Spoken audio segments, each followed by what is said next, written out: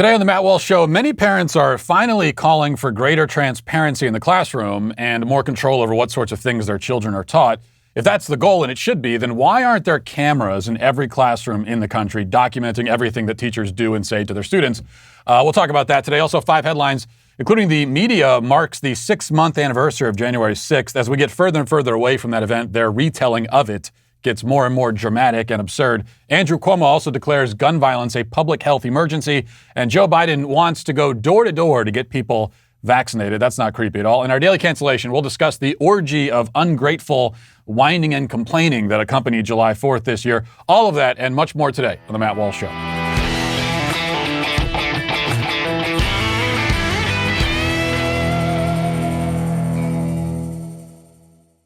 You know, if you're someone of an advanced age like myself at 35, or if you're older than like my kids, then you probably have many memories from your childhood that are documented on antiquated technology, camcorder tapes, physical pictures, those sorts of things. And the problem is that those kinds of memories, the memories fade, and the things that you're storing them on also can be destroyed and lost and left in boxes and all kinds of things. That's why you've got to rescue them and bring them into the 21st century, and Legacy Box can help you do that. Legacy Box is an effortless way to have your outdated media preserved in a modern format. And right now they're offering 40% off so you can ensure your memories are safe for generations. Legacy Box is a way for you to easily and affordably digitally preserve your past. The process is so easy from start to finish. You pack and send the stuff. Their team digitizes everything by hand, and then they send it back to you, and you have it, and that's it. I said it was easy, and it really is. You can send your precious recorded moments to a company that you can trust. Legacy Box is the world's largest digitizer of home, movies, and photos, and has helped more than 1 million families preserve their past. So right now, Legacy Box is offering 40% off so your family can celebrate meaningful moments at a fraction of the normal price. Visit legacybox.com/Walsh to get started today. That's legacybox.com/Walsh for 40% off. legacybox.com/Walsh. Welcome again to the show. Before we get started, just want to remind you that, the best thing that you can do today to help me and really to help yourself is, if you're watching this on YouTube, remember to hit like and subscribe. And if you're listening on Apple Podcasts, remember to subscribe, but also to leave a 5-star review if you like the show. And even if you don't like it, still leave the 5-star review because it makes me feel good about myself. But more importantly, it helps the algorithms and all that kind of stuff. And that is, again, it's the most important thing you could do today. The other most important thing is you can listen to what we're going to talk about to start the show. If you want to take a trip, let's say, and you can't bring your precious poodle along for the journey, you can always hand him over to your local dog boarding facility. Here in Nashville, for example, one fine option is a place called Camp Bow Wow. And if you go to Camp Bow Wow, unpaid endorsement here, you'll find a feature on the website that has become nearly ubiquitous at these sorts of places, a live webcam. And through this function, a customer is able to tune in anytime and see how their pooch is being treated and cared for by the staff. They also might just be curious to know what little Fido or whatever is up to and how he's getting along with all the other hairy, mangy, slobbering beasts. There are many potential reasons why a dog owner might want to have this kind of access. And it's hard to imagine any real downside to it. We can imagine some advantages to having the webcam. What's the disadvantage? Everyone agrees that there is probably too much surveillance going on in our society today. But most of the bad sort of surveillance is the kind where we are being watched, often without our knowledge, by people who have no right or reason to be watching us. Most of us agree, though, that surveillance can be good and has a place when it enables us to see what's happening with and to something we care about, like our dogs or our money, which is why nobody complains about bank tellers being closely monitored. Bank tellers today have cameras all over the place focused on every little thing they're doing. Does anyone have a problem with that? Daycares, human daycares, also have cameras for this same reason oftentimes. It's not that we actively distrust the staff at the dog boarding place or the bank or the daycare. If we actively distrusted them, we wouldn't be sending our dog there or our money there or our kid there. It's just that these people are handling very precious cargo. And transparency and accountability are therefore urgently important. You would certainly be quite suspicious of a dog boarder who steadfastly refused to put up cameras. It's one thing if they couldn't afford it, but if they could afford it and said, no, we absolutely refuse to do that on principle, You probably wouldn't send your dog there.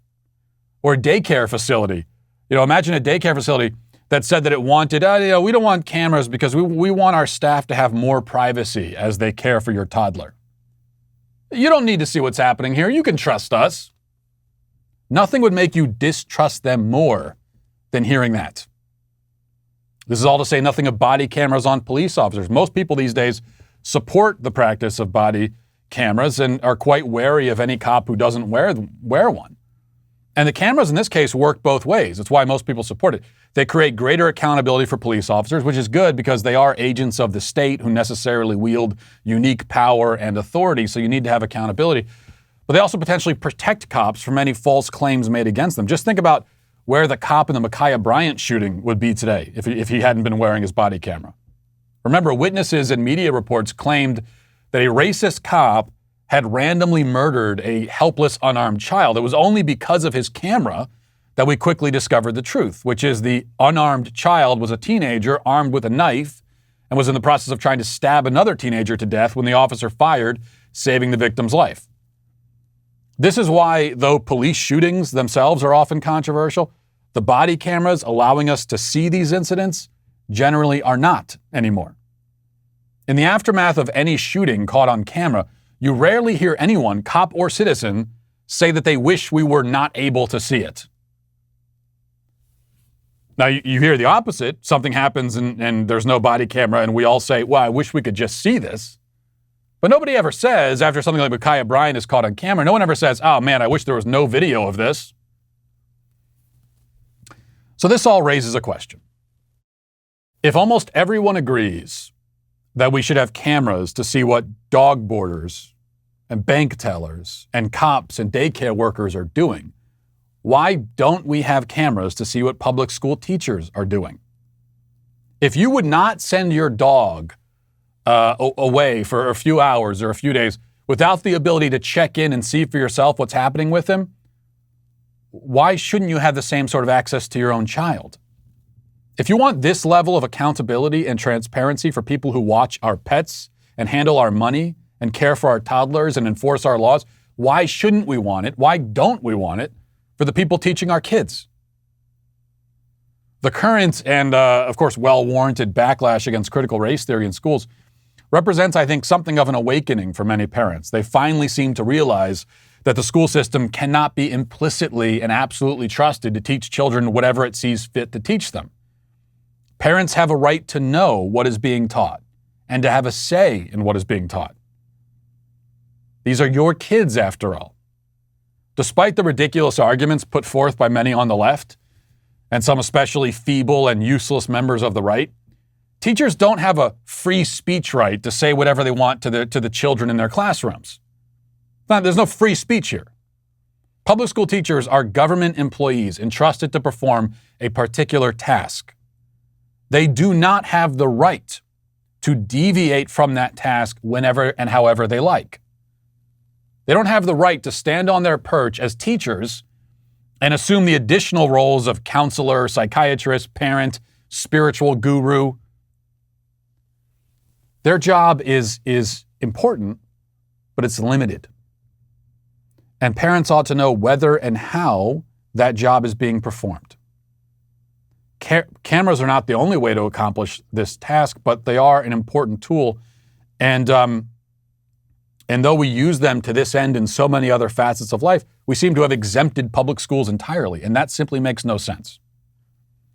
Now, when I went on Twitter last night to advocate for cameras in the classroom, I was met with intense pushback from many people, including many parents, who apparently don't want to know exactly what government employees are saying to their kids, which I find very strange.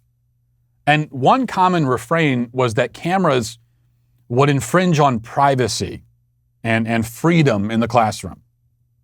Now, I understand the privacy objection as it pertains to the kids. As a parent, now I don't send my kids to public school at all, but if I did, I certainly wouldn't want a live classroom webcam that any person could use to monitor my children. I don't want random Joe Schmo down the street who doesn't even have kids in the classroom watching the classroom webcam for whatever his reasons might be. They can't be good. So that's an objection. But there are easy and obvious ways around this problem. The cameras could be password protected. Only parents with custody of their children are given the code to access the cameras. Also, the cameras, here's a really easy thing, could just focus on the front of the room, capturing just the teacher. Perhaps only the audio would be accessible to parents under normal circumstances, with the video being released whenever there's an incident or a controversy, like we do with police body cameras. There's also face blurring technology that could be utilized to protect the privacy of children even more. There are dozens of workarounds which immediately present themselves if the concern is over the privacy of the students in the class. That's a reasonable concern, but we can deal with that. We can get around that. The thing is, though, for most critics of the camera in the classroom idea, the concern seems to be equally, if not primarily, the privacy and freedom of the teachers. And I have no workarounds for that, because public school teachers, in their capacity as public school teachers, should have no privacy. Or I will say, only as much privacy as we grant bank tellers. And for the same reason. Now, we're not going to follow them into the bathroom or even the break room with cameras, but when they're on the clock, performing the task for which they are paid, they should be monitored closely. If our money is too important to simply trust that the nice lady at PNC will be honest in her handling of it, then how much more important are our children? Of course, the main thing we're looking to guard against is the psychological abuse and exploitation of students through ideological and political indoctrination, which is an epidemic, and it's going on in every single school in the country. And that's one of the primary things that the camera could guard against. But that's not the only thing. I mean, keep in mind that according to the Department of Education's own study in 2004, this again I emphasize, the Department of Education commissioned this study in 2004, and they found that nearly 10% of students are victims of sexual misconduct by educators. 10%. Now that amounts to like 3 or 4 million victims at any given time. All the more reason for greater surveillance. And like police body cameras, the protection goes both ways. Teachers who are falsely accused of inappropriate actions in the classroom, which happens, can simply point to the tape. Teachers stuck in parent-teacher conferences trying to convince oblivious parents that their little angel is actually a demon-possessed terrorist in the classroom will now have video evidence to prove it. Oh, my little junior would never act like that. Oh, he wouldn't. Well, here you go. Hit play. The advantages to cameras in the classroom can be enjoyed by all honest parties. That seems obvious to me. So in the end, it boils down to this question, I think. And you just have to think about this. Is there anything that could happen in a classroom that you absolutely would not want documented on film? Whatever that thing is, it shouldn't be happening in the classroom in the first place. And that's the point. And that's why we need the cameras. Now let's get to our 5 headlines.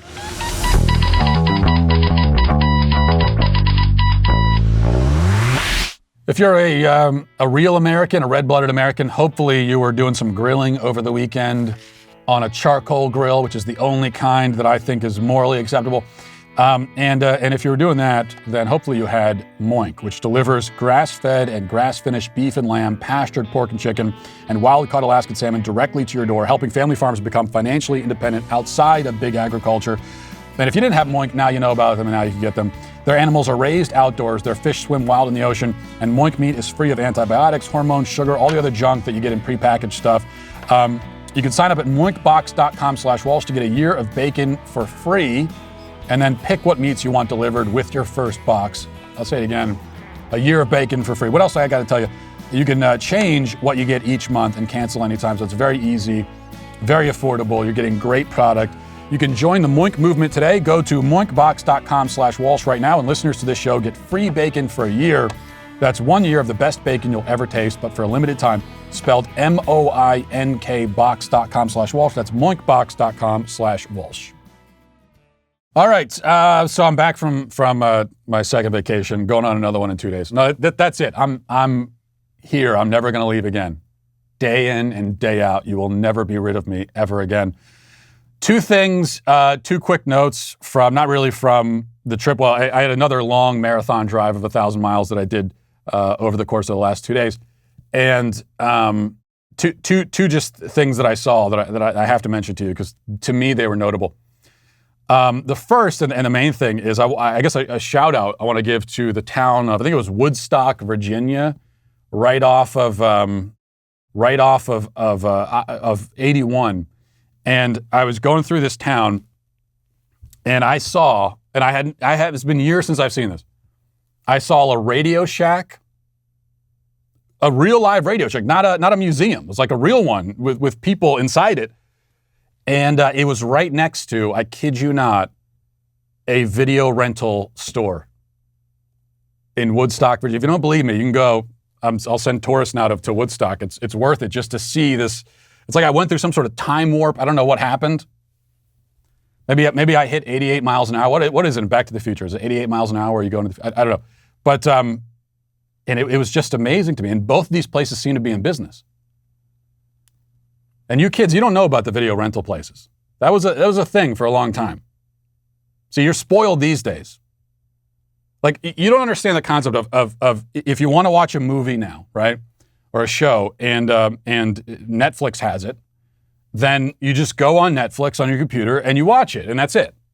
That's all you got to do. But it used to be that Blockbuster or the video rental place, the local video rental place, they could have, there's a movie out, and Blockbuster has it, but then you go there and they don't have it in stock because other people have rented it. So there's a limited supply. It doesn't exist on Netflix. You don't go to Netflix and, 50 people have already rented this movie, so you got to wait. That was the thing. You go into Blockbuster and you want to watch Ace Ventura: Pet Detective, and 10 other people got there first, and now you can't watch that. And then all hell breaks loose because now you're with your friends or your siblings wandering around the aisles, debating what else you're going to get. And a lot of times what they would have is I don't know who came up with these movies, but there would be a knockoff version. Instead of Ace Ventura: Pet Detective, there would be like Bob the Dog Finder or something. And you could just go with that, the knockoff version, which was never as good. So I saw that, and that was a lot of fun. And then the second thing that I saw, we have the picture here, which was not as fun. A rest stop. This was a rest stop also off of 81, right as you get into Tennessee, at their Tennessee Welcome Center. And I get out of my car, and there is this, I don't know what, it's some sort of, I hesitate to call it this, some sort of artwork that had been put right outside of the Tennessee Welcome. The first thing you see, welcome into the state, and it's this thing here. So the state of Tennessee had a spot available at their Welcome Center. They said, we need some artwork to put here. And they went with this. It's just this mangled mess of random shapes cut out of sheet metal. It looks like some kind of, I don't know, it's like caribou or deer in some sort of sexual embrace. I'm not sure what it is. 100 years ago, if you went to that exact same spot, that would be a beautiful sculpture of like some sort of historical figure. And now it's that. Disgraceful. Other than that, it was a fine trip. Okay. Let's move on to, speaking of disgraceful, number one, yesterday was the 6-month anniversary of January 6th. And the left and the media, they're really milking this thing. You're milking anything when you're acknowledging the month anniversaries. It's like you do with your first girlfriend in 7th grade. Today's our 2.5-month anniversary, babe. That kind of thing. And they're doing that with January 6th now. So now it's the 6th month. Every month we have to mark it. And as we get further and further away from this, the description of it becomes more dramatic to the point where now this is Matthew Dowd. He was on MSNBC, former GOP strategist, which tells you everything you need to know about the GOP.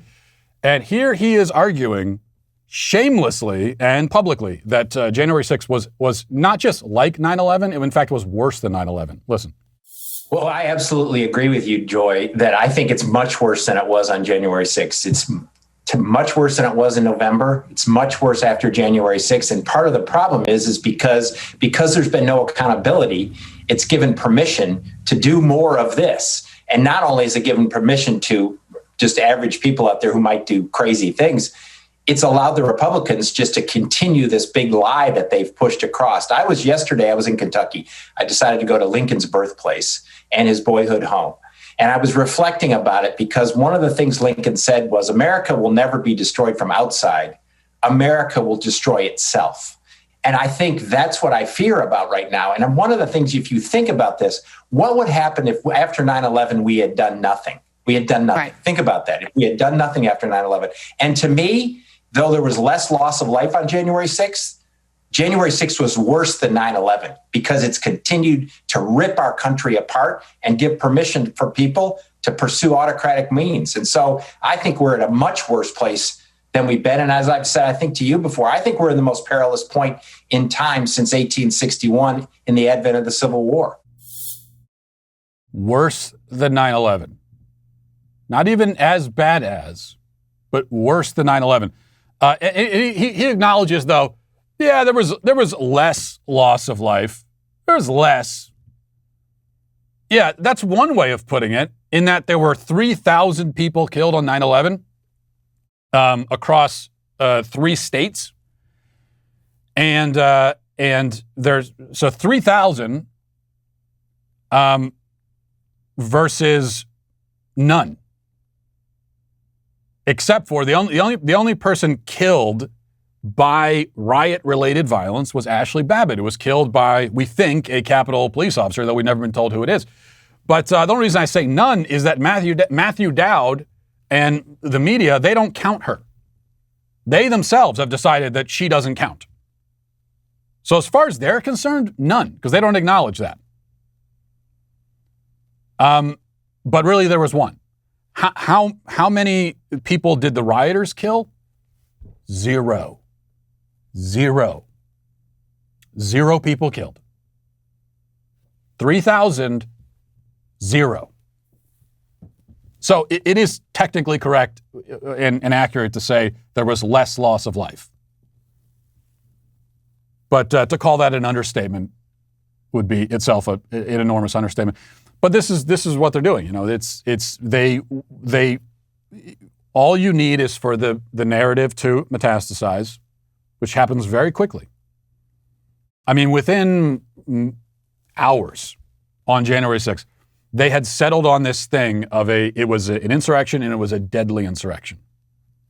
And 5 people were killed or 7 people were killed. The number kind of fluctuated, whatever it was, deadly insurrection.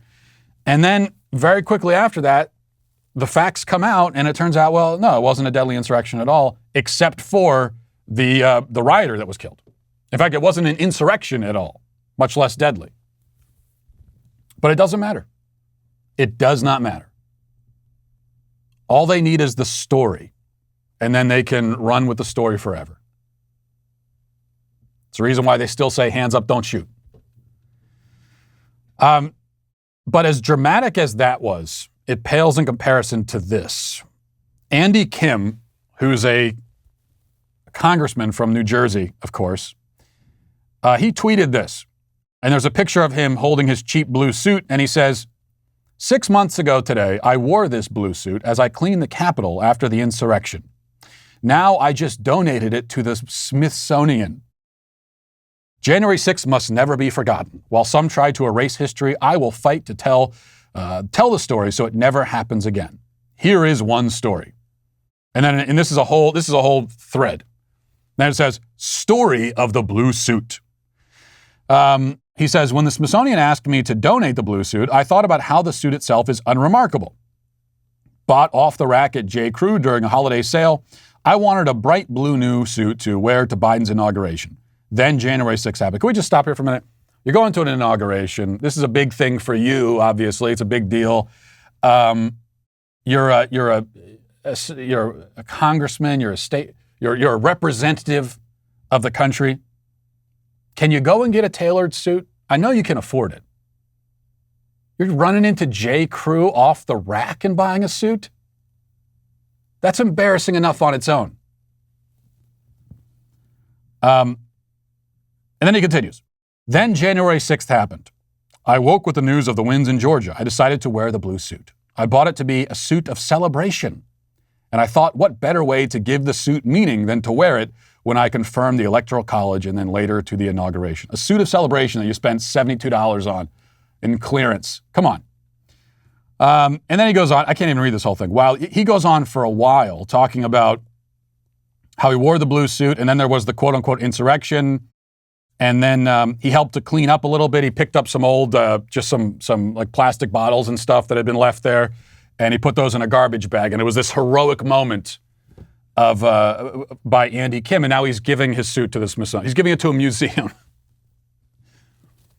And I'm a big fan of the Smithsonian. I'm a big fan of museums. Just think about how confused future generations are going to be when they go to the Smithsonian and they see all of this remarkable, these remarkable historical artifacts, and then they just see someone's cheap suit from J. Crew hanging there. You would almost think, like, did someone take this off and leave it here by accident? What is this even an exhibit? What is this? Oh no, this is the suit he was wearing when some people trespassed in a building that he was in. I got to tell you, I was once in a building where there was trespassing that happened a few years ago, and in fact, I was at an Applebee's. Speaking of high class, I was at an Applebee's, and I don't know what exactly happened, but someone came in, and they weren't supposed to be there. I don't know what exactly, but they got kicked out. Maybe they were drunk or something, and I'll never forget that moment. I'll never forget that day. I'll never forget the trauma that I experienced from that. And so now I'm thinking that I'll take the flannel and the jeans that I was wearing that day, and I'm going to donate. In fact, I'll donate the flannel to the Smithsonian. My pants I'll send on a rocket ship to the moon to have placed there in memoriam. My shoes I'll burn, and I'll scatter the ashes across the sea so that nobody ever forgets the day that someone got kicked out of an Applebee's while I was sitting there. I almost died. Theoretically. A lot of heroism in the world today. Let's go number 2 here from NBC New York. Says Governor Andrew Cuomo has issued the first in the nation executive order declaring gun violence in New York as a disaster emergency. The first step in a comprehensive plan that aims to tackle the surge in gun violence throughout the state. The announcement was made at John Jay College of Criminal Justice in Manhattan, New York, Tuesday afternoon. This is the first step in a comprehensive plan Cuomo outlined composed of 7 key areas, all with the aim of quelling the gun violence surge. The key areas are, quote, treat gun violence like the emergency public health it is, target hotspots with data and science. What does that mean? This is how we're going to solve gun violence. Target it with science. What are you going to do about gun violence? Science. What do you mean? Science solves everything. Positive engagement for at-risk youth. Number 4, break the cycle of escalating violence. Number 5, get illegal guns off the street. Number 6, keep guns out of the hands of dangerous people. 7, rebuild the police-community relationship. Just a whole bunch of broad, vague. You might as well say, I have one step to solving the gun violence problem. Number 1, solve the gun violence problem. How do you put break the cycle of escalating violence as one of the steps on the way to achieve? That is the goal.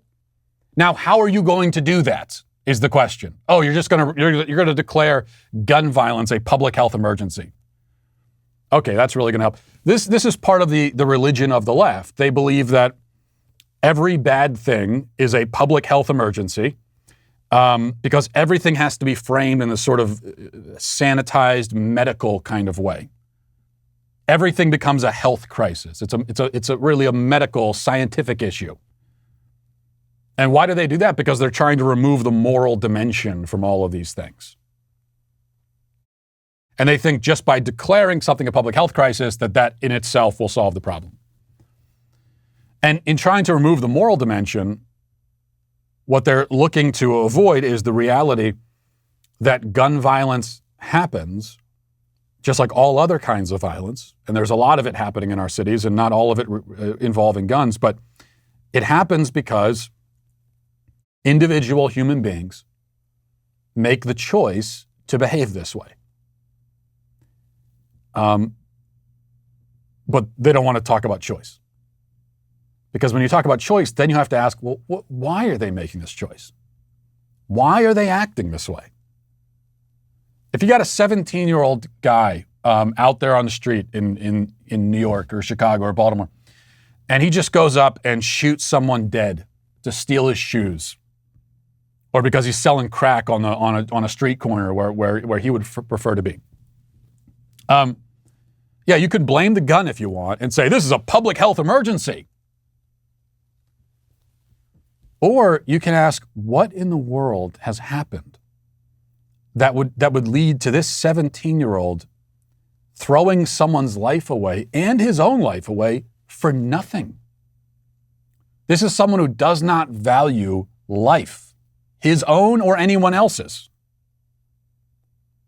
How do we get there? That's the real disaster emergency. And I'll tell you one of the ways that we've gotten there. You want to talk about the real disaster emergency, quote unquote, in urban communities, in the cities? It's that almost all of the people responsible for this, quote unquote, gun violence don't have fathers in the home. That's not the only thing. That's not the only contributing factor, but it's a big one. You know, when you've got 70, 80% of fathers choosing not to be in the home raising their own kids, yeah, you're going to have a gun violence epidemic, and you're going to have a drug abuse epidemic, and you're going to have a suicide epidemic, and you're going to have crime of all kind is going to be an epidemic. If you were to cut that, if even, let's say we're at 70% in the city right now, if we were to make it 45%, or let's say 40%, cut it down by 30%. 40% would still be an enormous number. But you would see magically so much of this gun violence would disappear.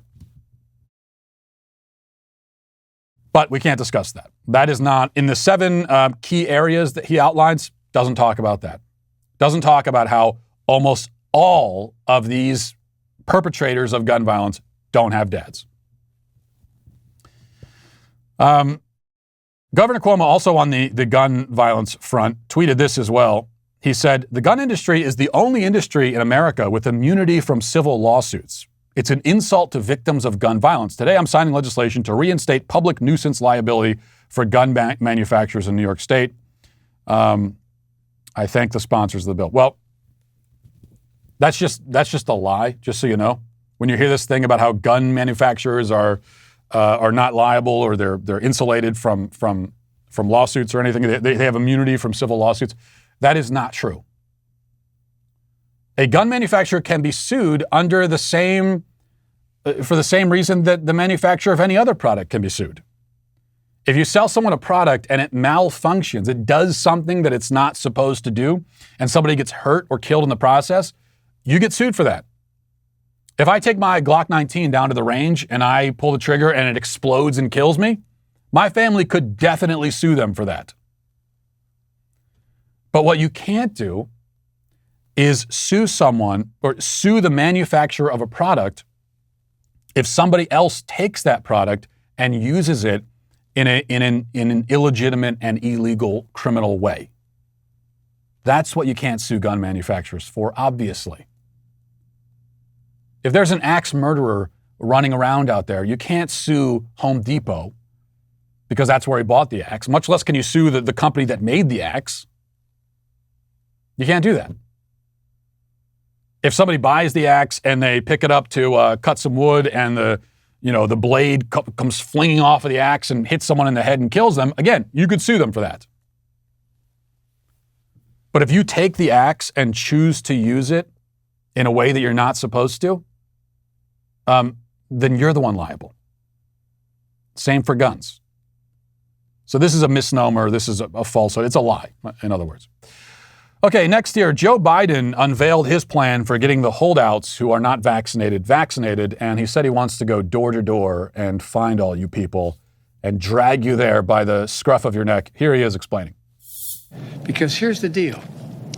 We are continuing to wind down the mass vaccination sites that did so much in the spring to rapidly vaccinate those eager to get their first shot and their second shot, for that matter, if they needed a second. Now we need to go to community by community, neighborhood by neighborhood, and oftentimes door to door, literally knocking on doors to get help to the remaining people protected from the virus. Right. That's not creepy at all. You know, I talked about there's good surveillance and bad surveillance. Good surveillance is when it's the citizens, we the people, who are given the ability to see what government workers are doing, especially with respect to our children. So that's good surveillance. Bad surveillance is something like this. First of all, we're supposed to have privacy. We're supposed to have medical privacy. Our medical records are supposed to be private. So Joe Biden and his administration shouldn't even know who hasn't gotten vaccinated and who has. That is private medical information. So if the government is accessing that information and then going to your door and knocking on your door and saying you need to get vaccinated, that's a form of surveillance, and that's a bad kind. That is Big Brother. I had a lot of people, by the way, going back to that. I just, as I said, when I put this out on Twitter yesterday about cameras in the classroom, and a lot of people were very upset at this idea. And that's one thing that I heard is this is Orwellian. This is Big Brother. A lot of people, Orwellian that's a term used by people who've never read Orwell. Probably don't even know that his name is George Orwell. Don't even know where the word comes from. No, this is when citizens are surveilling the state. That is the opposite of Orwellian. It's literally the exact opposite of Orwellian. This is more along the lines of Orwellian.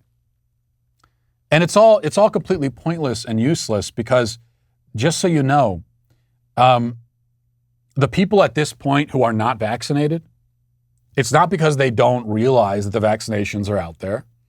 It's not because they don't know how to get vaccinated. It's not because no one has given them the information about the advantages of vaccination. That's not the reason. They know that it's there. They know they could get it. They know that it's free. They know that it's really easy to get. They know that it would take 15 minutes, just go down to CVS and they could get it done. They know all of that. But they're not getting it anyway. Why? It's their business, for their own reason. They don't want to. They don't feel like it. They're worried about side effects. They're worried about long-term, whatever their reason is. They have a reason, and there's nothing you could say to them at this point that's going to change their mind. Unless you really start putting on the pressure. Unless you start issuing threats and that kind of thing. Which maybe is what happens next. Because he doesn't really clarify what exactly will be said when they knock on the door, but I guess we'll find out. One other thing from the White House. This is White House spokeswoman Jen Psaki speaking out about systemic racism in education yesterday. Let's listen. Nikole Hannah-Jones, who passed up a position at UNC, will be teaching down the road at Howard. She said this morning that it took protest, the threat of legal action, all this just to get to a 9-4 vote. What does Biden make of the UNC process and her decision? And is this an example of the systemic racism that he promised to heal? Well, I have not spoken with the president about the decision on tenure by the institution in North Carolina. I will say that the students at Howard are quite lucky to have her as a professor and in their family. But I think there's no question that there continues to be systemic racism in our country. We see that in a range of sectors, including in some learning institutions. But the president, that's why the president is continuing to make racial equity and addressing racial equity as a central priority and crisis that he would like to address and focus on as president. This is a great story, by the way. I don't know if you heard about this. Nikole Hannah-Jones, she's the race hustling hack, 1619 Project and all that, but she was not offered tenure originally by UNC, and she said this is racism and all of that, and she threatened to sue. And then finally, they said, okay, we'll give you tenure. And she said, you know what? I don't want it anymore. And she declined it after insisting for so long that it was racism. I want it. You didn't give it to me. Okay, here you go. I don't want it. just like a child. This is what my kids do this all the time. They're fighting over a toy. It's like, I want it. He took it. I want the toy. Okay, here, you can have the toy. I don't want the toy anymore. So Nikole Hannah-Jones did that, which is embarrassing UNC, which I think is fantastic. They deserve to be embarrassed. And Jen Psaki's response to that is that this is somehow systemic racism, and there's still systemic racism in the education system, which, of course, we have to say again, she's right. There is systemic racism in the education system. And it's systemic racism that leads to a situation where, a white student who is more qualified than a black student might not make it in, and instead the black student will be in there because of racial discrimination against the white person. So there is systemic racism in education, but it is anti-white and also anti-Asian racism. But we always have to clarify that, because you hear conservatives sometimes say, oh, systemic racism in education, that doesn't exist. And I probably say that sometimes when you get a little, when you're not being specific enough. No, it does exist. It's just that it's anti-white. All right, finally, here's an inspiring message I just wanted to share with you if you're looking to be inspired. This is from Diddy, Sean Combs, Puff Daddy, and this got some attention. It's an Instagram post, and there's a video. We'll play the video first, but it's really the caption that matters here. But first, here's the video. You can do it. You can be whoever you want. You can be eating mango too, with the ocean as your backyard. I ain't special. I just want it. I want it bad. You feel me? I'm not going to allow myself to not have mango. So I hustle hard. You know what I'm saying? I'm good my way. No, baby.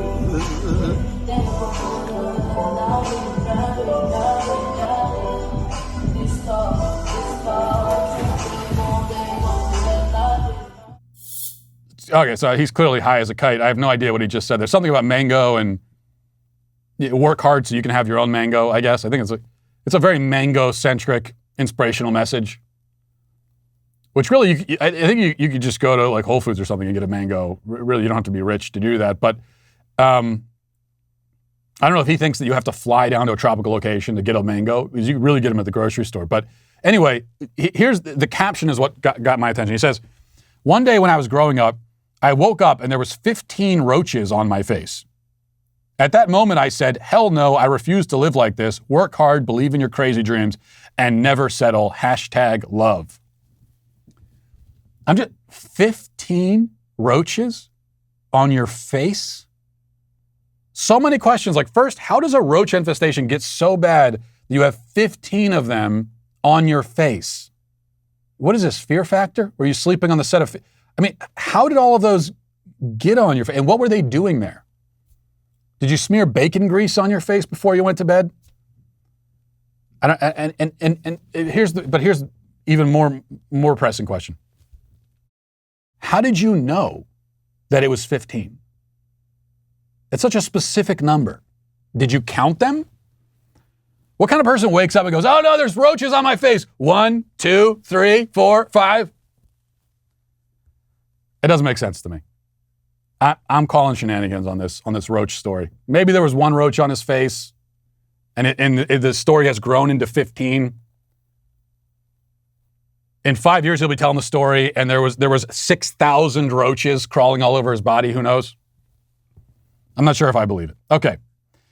Moving on to reading the YouTube comments. We got to go back far. We got to reach back far in time, almost as far back as when Radio Shack existed, except in Woodstock, Virginia, to find these comments on the last show we did on Thursday. But here they are. Diana says, America is so great a country, even those who hate it won't leave. And we have more on that in the Daily Cancellation in just a second, but I agree with you. Another comment says, it used to be about letting adults do adult things, but now it's pushing adult things onto children. Yeah, that is true. There's a lot of that happens, and the last show we did was about the Washington Post editorial from a woman who brought her young children to a gay pride parade so that they could watch kink, so they could be exposed to the fetishism and kink of gay men. So in a way, that is children being exposed to adult things. But I got to tell you, the other problem I have is how this word adult is now used. Because we think, these were men in leather thongs being led around on dog leashes, and well, that's adult. That's for adults. Or when you're driving down the highway and you see adult superstore. And this is so adult has become shorthand for perverse, weird, bizarre, disgusting, stupid. That's what adult has come to mean. Now, I agree it's adult in the sense that kids should not be exposed to this. Absolutely. But I lament the fact that the word adult has come to. When you see adult superstore or whatever, that should mean that you go in there and there's like Russian novels and comfortable leather chairs and, fancy globes for your office. Like that's what we should mean when we talk about, it should mean sophisticated, mature. Well, even mature doesn't work anymore because that word also, but sophisticated. That's what it should mean. Intelligent. But just so you know, if you go to the adult store, you're not going to find Russian novels. At least not the kind that you hopefully would be looking for. Matt Bertrand says, just saying it would probably suck to play Scrabble against Walsh. I don't know exactly what you mean by that. If you mean that I'm a master at Scrabble, then you're right. If you mean that I would just be a really annoying person to play board games against because I'm way too competitive and I get really angry when I lose, you'd also be right. And finally, Mrs. Max says, Matt, you flew on an airplane. I thought you canceled and banned flying. I did cancel and ban it, but, I also canceled and banned birthdays, and I still celebrated my own. Because I think it should be clear by now, and I haven't denied this, that the cancellations, I have my own set of rules. And there's the rules for you and everybody else, and there's rules for me. So I did fly. I flew again last week. Oh, that reminds me, one other thing that happened that I thought was funny. This was last week. I was in the Nashville airport, and I never had experienced this before. I was sitting in the terminal waiting for my flight, and this blaring alarm comes on. It's like a foghorn type alarm, and then there's a recording that says, there's a fire emergency. Please evacuate the building immediately. And the recording keeps playing, and the alarm is blaring, and it's really creepy. And then I look around, and I don't know if I should be encouraged by this or not, but nobody moves. We all just keep sitting there while this alarm is saying, everyone evacuate immediately. We all sit there. No one leaves. So the good thing is there was no panic. This was not a panicky bunch, but also we weren't reacting at all. I know my reason was I was thinking, well, if there's really a fire, I'd probably see smoke. This could be a false alarm. And I don't really want to leave the airport because then I got to go through security again. I got to be on my flight in 30 minutes. It just seems like a big hassle. So I'll take my chances here. And then they came on 2 or 3 minutes later and said that it was a false alarm. And so we were fine. But I just thought that was great how we all completely ignored the alarm. And it worked out. It was a gamble, but it paid off. Sometimes that happens. I am so relieved to be home finally for good, never to leave again, because when I'm home, that means I get access to all of my Pillow products. Our bedroom, which is adorned with all My Pillow stuff. My Pillow has a passion to help everyone get the best sleep of your life. My Pillow didn't stop by simply creating the best pillow, which they did. My Pillow created the new Giza Dream bed sheets. They look and feel great, which means an even better night's sleep for me, which is crucial for a busy schedule. My Pillow found the world's best cotton called Giza. It's ultra soft and breathable, but extremely durable. And My Pillow sheets come with a 60-day money-back guarantee and a 10-year warranty. The first night you sleep on the Giza sheets, you will never want to sleep on anything else. Giza Dream sheets come in a variety of sizes and colors. My Pillow is making a special offer also for my listeners. You'll receive 2 for one low price, plus free shipping. You got to take advantage of this now. So go to mypillow.com, click on the radio listener square, and use promo code DailyWire. Then you'll find not only this amazing offer, but also deep discounts on all My Pillow products, including the My Pillow mattress topper, My Pillow towel sets, and so much more. Call 1-800-951-7163. Use promo code DailyWire, or go to mypillow.com. make sure you use promo code DailyWire at mypillow.com. And, once upon a time, bravery was defined by a man's fearlessness in the face of danger. Today, it's defined by many as rejecting gender stereotypes and wearing a dress. That's what we consider a brave man these days, which I'd argue isn't brave at all. And that means it's time for a hefty dose of true heroism so Americans can remember what they enjoy, why they enjoy such unparalleled levels of freedom today. That's why, in honor of the week of America's independence, the Daily Wire is celebrating real bravery with our newest podcast, America's Forgotten Heroes. The podcast boasts 7 episodes detailing the lives of 7 legendary men who risked it all for America. One of those men was Frank Luke, an ace pilot with a tendency to fly alone and disobey orders, who shot his way into history after taking down 17 enemy aircrafts over the course of 12 furious days. And these weren't just any aircraft, they were observation balloons, which were by far the most heavily defended targets of the war. Luke's final flight took place when he was only 21 years old, shot fatally by German troops after shooting down 3 more enemy balloons. So this is a man who fit more into 21 years of life than most of us will fit into 90 or more years of life. And you want to hear all about this story and so many others. So subscribe now to America's Forgotten Heroes on Apple Podcasts, Spotify, or anywhere you might listen, because the last episode is out today for a total of 7 episodes. Again, America's Forgotten Heroes. Subscribe today. And now let's get to our daily cancellation. I spent this July 4th at a lake house, drinking beer, eating copious amounts of meat, watching unsanctioned and arguably unsafe fireworks displays put on by different houses around the lake. At one point, someone's firework misfired and a ball of flame descended gracefully from the sky and landed directly on the roof of the house next door. Unfortunately, it was slightly raining at this point, so no fires were started, though the guy who owned the house was not amused for some reason. My point is simply that I, just like so many of you, celebrated the holiday the way that it was meant to be celebrated, patriotically and joyfully and gluttonously and gratuitously and stupidly. But July 4th for many other Americans is not a time for something so frivolous as happiness. It is rather a time for anger and sorrow. These are the Americans who profess to hate this country, though they choose to still live here, gorging themselves on the bounty of Western civilization while bitterly complaining about the people who provided that bounty to them.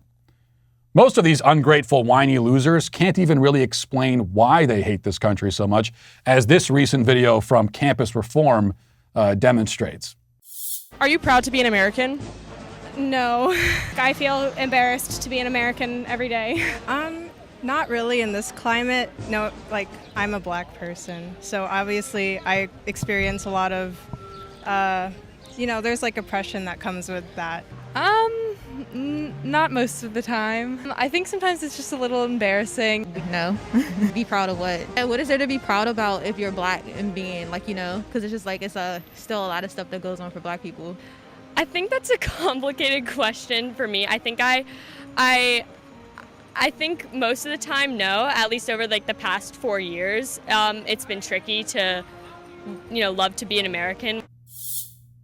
Well, America sucks, because it oppresses black people or whatever. How does it oppress them? What is the exact nature of this oppression? That's never explained. The people who hate America are like sullen teenagers who go around complaining that their lives are so difficult and miserable, even as they enjoy the easiest and most painless existence that the world can possibly offer to a human being. In fact, those same sullen teenagers crying that they're being oppressed by their parents because they aren't allowed to stay out until 1 a.m. on a school night or whatever it is, often grow up and turn into the sorts of adults who cry that they're being oppressed by society or systemic racism or the patriarchy for reasons that are even more superfluous. July 4th has now become an occasion for such people to air their grievances. And while this is annoying and pathetic, it's also illuminating. Because in airing their grievances, you're able to see just how stupid are those grievances and how hypocritical and also stupid are the ones airing them. So here's one representative example that is worth, I think, some special attention. This comes from a Twitter account called Lakota Man. His bio tells us that he has a BA in sociology. You perhaps can already guess where this is headed simply based on the fact that this is the kind of guy who brags about having a bachelor's degree in sociology. On July 4th, Lakota Man BA tweeted this. He says, "Hey America, F you for desecrating our sacred mountain. Hashtag happy 4th. And it's accompanied by a picture of presumably himself and 2 other people pointing their middle fingers at Mount Rushmore. Now, many questions potentially arise. Questions like, what sort of person drives all the way out to Mount Rushmore just to flip off a bunch of rocks? I guess it kind of reminds me of the time when I drove 4 hours to the beach in order to scream at a mound of sand. It's really annoying when sand gets in your shoes, and I just thought it was time that someone finally sent a message. But in any case, more to the point, let's consider the specific complaint that Lakota Man BA has here. He says that America has desecrated his sacred mountain, the Black Hills, by carving the Mount Rushmore sculpture into it. He also says in subsequent tweets that this was land theft and colonization, etc. Now, this claim of land theft made by modern Native Americans is almost always specious and hypocritical, but when it's made by someone descended from the Lakota tribe about the Black Hills, the irony is even more pronounced. Lakota Man BA says that his people owned the Black Hills. It was sacred to them. The white man ruthlessly stole and desecrated the land that belonged to them. But does that mean that the Lakota were the first to inhabit this region of the country? No, far from it. Before the Lakota, the Black Hills were occupied by the Arapaho. In fact, the chain of possession during recorded history goes back to the 16th century. And during that time, the land was claimed by the Arapaho, Kiowa, Crow, Cheyenne, and Arikara tribes before we got to the Lakota. And that's only recorded history.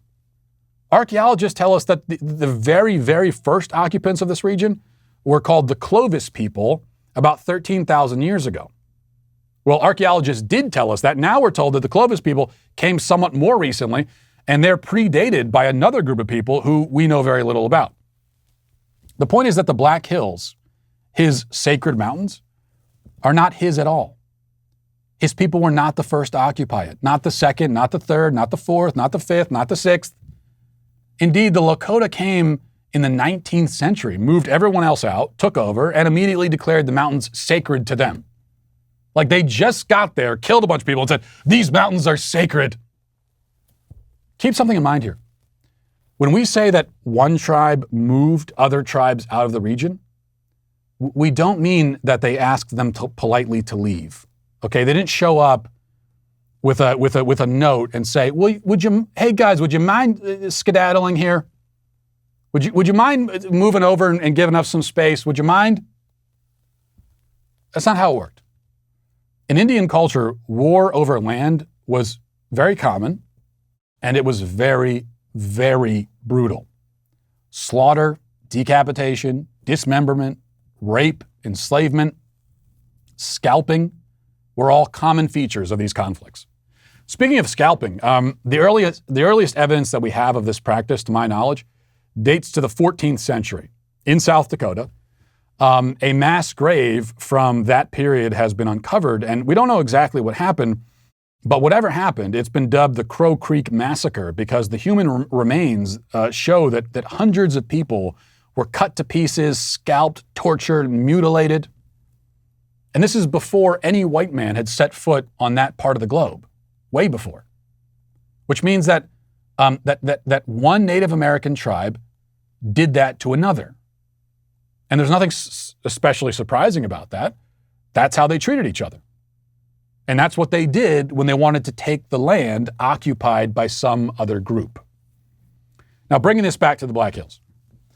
One Indian tribe conquered and massacred another tribe for access to that land, and then that tribe was conquered and massacred by another, and so on, until finally, not but a century or so before the white man showed up, the Lakota came and did the same, stealing the land from the thieves that had most recently stolen it before them. Then a short time later, in the grand scheme of things, the U.S. government rolls in, and a series of battles are fought over those mountains called the Black Hills War, and the U.S. won the battle. That is, the U.S. conquered the people who had most recently conquered the land. We're left then with the original question. Who owns that land? If you say that conquest is illegitimate, and it's always wrong to conquer land and overthrow the people occupying it, then you can't say that the Lakota own it because they did the same. And you can't say that the Cheyenne own it, or the Akira, or the Kiowa. So who owns it? Who's the victim of this theft? The Clovis people with their stone tools 13,000 years ago? Maybe we should find some of them and apologize. But they weren't there first either. They somehow came to supplant some other Stone Age people before them, and I can pretty much guarantee you that that supplanting was not peaceful. Very few things were at that point in our history. This is the absurd rabbit hole that you fall down whenever you try to claim that the U.S. stole the land it currently occupies. In order for a thing to be stolen, it must first be owned. But if you say that the most recent Indian tribe who lived on it owned it, then you're legitimizing conquest. And if you legitimize conquest, then there's no reason why the United States' conquest should not be considered legitimate. As I've argued many times, conquest was the way of the world, all over the world, everywhere, among all people for thousands of years. If you wanted it, you took it. If you wanted to keep it, you defended it. If you couldn't defend it, you lost it. If you couldn't take it, you didn't get it. As simple as that. America didn't invent this concept. We didn't even practice the most brutal form of it, not even close. Today, we're simply blamed because we were better at it. Americans played the exact same game that the Indians played. They observed the exact same rule of conquest, a brutal rule, but a universal one. And they were just better at it. They won. And now we're supposed to be ashamed of that victory and weep over it and apologize centuries later. But apologize to who? The conquerors who were conquered? The thieves who had their stolen goods stolen? That's absurd. I, for one, apologize for nothing. And I'm ashamed of nothing. And I'm happy that America is here. And I'm happy that it won that conflict and that war. I'm happy that this civilization is here. I would rather live in this civilization, and I think everyone would, including the Lakota man, B.A. But anyone who is ashamed of America is free to leave. And on the way out, please just know that you are, of course, canceled. And we'll leave it there for today. Thanks for watching. Thanks for listening. Have a great day. God bless America, and Godspeed.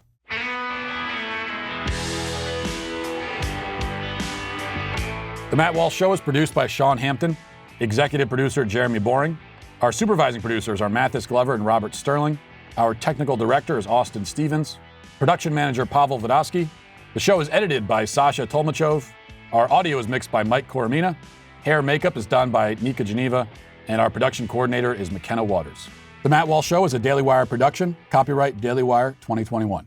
Today on The Ben Shapiro Show, Andrew Cuomo declares a disaster emergency on gun violence. Our most powerful institutions have been hijacked by radicals, and our education system is now rife with critical theory of all sorts. That's today on The Ben Shapiro Show. Give it a listen.